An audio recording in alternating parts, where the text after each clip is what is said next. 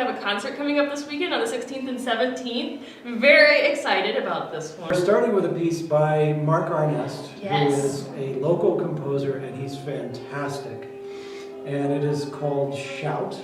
A piece for 23 instruments. Yes, if and I'm we not get to mistaken. stand. Oh, I Section forgot gets to about that. stand while we play.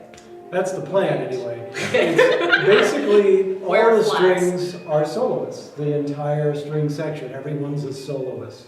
And it's sort of based on sort of 60s-ish rock and roll. You guys are too young to know that. Hey now, my parents played it. Okay. I've got Not Spotify. yours. I've got Spotify. I've got a record player. Yeah, 60s-ish rock and roll and blues is kind of what it comes I feel to. blues. And it feels like, so not only when you have that many soloists, it's bound to get complicated, right? Yeah. And so you hear all these different lines going on all the time. And so for string players, and these, you two are in the sections. Yes. And so how does it feel to be on the spot instead of like just having a leader and just playing? It's probably It's more freedom. There's a lot more freedom when we're playing, especially because it almost feels like improvisation. Just I think the especially way when I it's lose written, my but- place. Yeah. It's very much. Yeah. For me, We it's can sheer terror coupled with counting as loud as I can in my head. Okay. All right. But have fun. But have fun. It's supposed to be blues and rock and roll. Yeah, and so I love have that some fun. note from the composer that said, you know, it's not supposed to be this, like, I don't know, precise thing. You're supposed to put your personality into it. And he said if you want to count out loud, you can. So you might get my dulcet tones. Nice.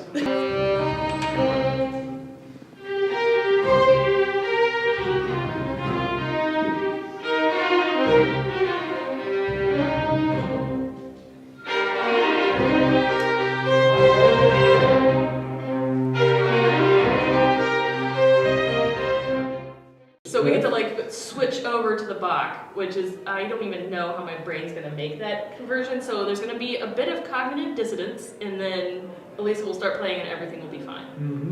So Elisa Wicks is our resident Baroque Expert. violinist. You're in her section. I am! Right, and it seems like one of the few times that the entire section really loves their leader, right? I mean, everybody seems to like Elisa. Oh yeah, She's everybody amazing. does.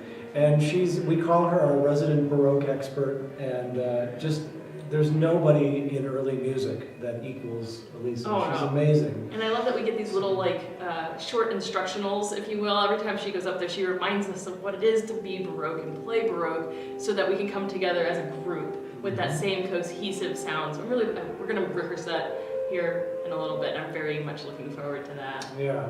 So it's the Bach E major violin concerto. A lot of fun.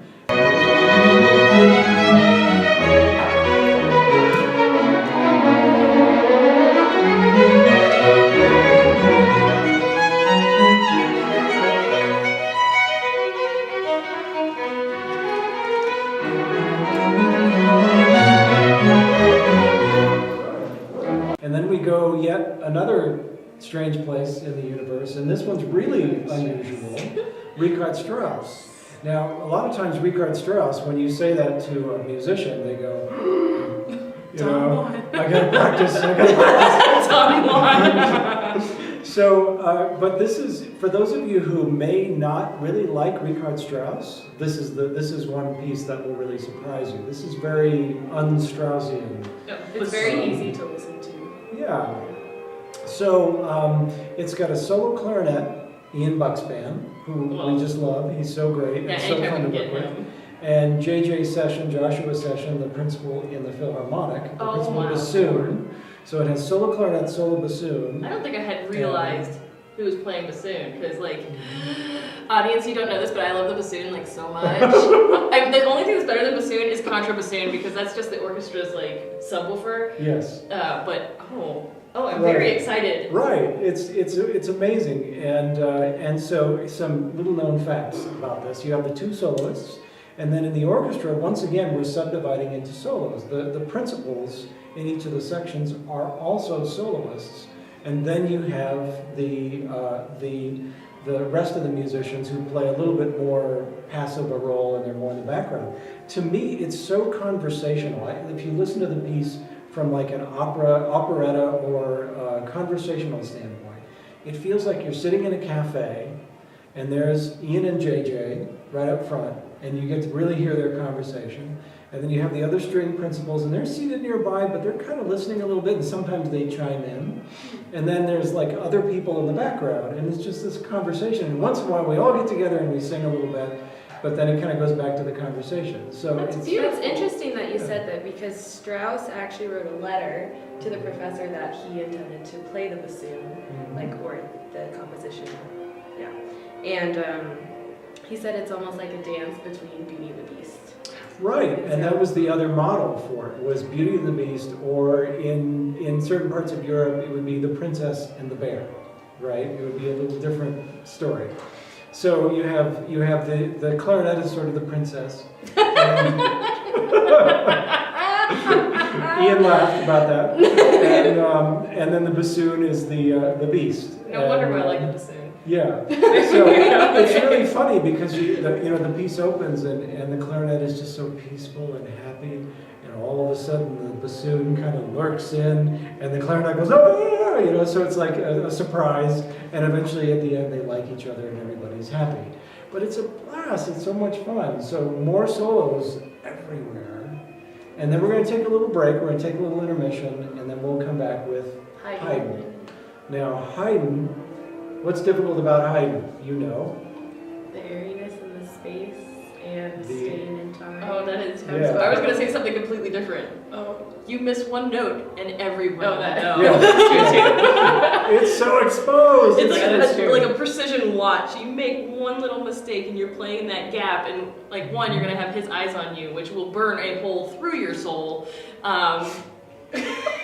That's what happens. I'm a giant teddy bear. Come on. Not made of iron. But yeah. Don't mess it up. And then when if you play it right, which we will, of course, it's perfection. It's absolute perfection. It's so great, and so refined. So it's a real challenge for us to sort of shift those gears, to go from shout, where we can just kind of be crazy and gritty and jazzy and bluesy and whatever, and then we've got to clean it up for Bach, and then we've got to do technical stuff for Strauss, and then we've got to be ultra refined for Haydn. It's like a showcase for the orchestra. It really is. So a lot of fun, and so we're really looking forward to having all of you with us this weekend. It's going to be a really fun, very diverse concert. And again, if you're not a Richard Strauss fan, this will really surprise you. That may be the surprise of the whole thing. Plus this world premiere by Mark Arnest, and hearing all these string players play blues. It'll be fun. And you can hear me count. I can't wait to see you this weekend. March 16th and March 17th. Yes. March 16th, 7 o'clock p.m., Broadmoor Community Church. March 17th, First Christian Church, 2:30. Come join us and have fun.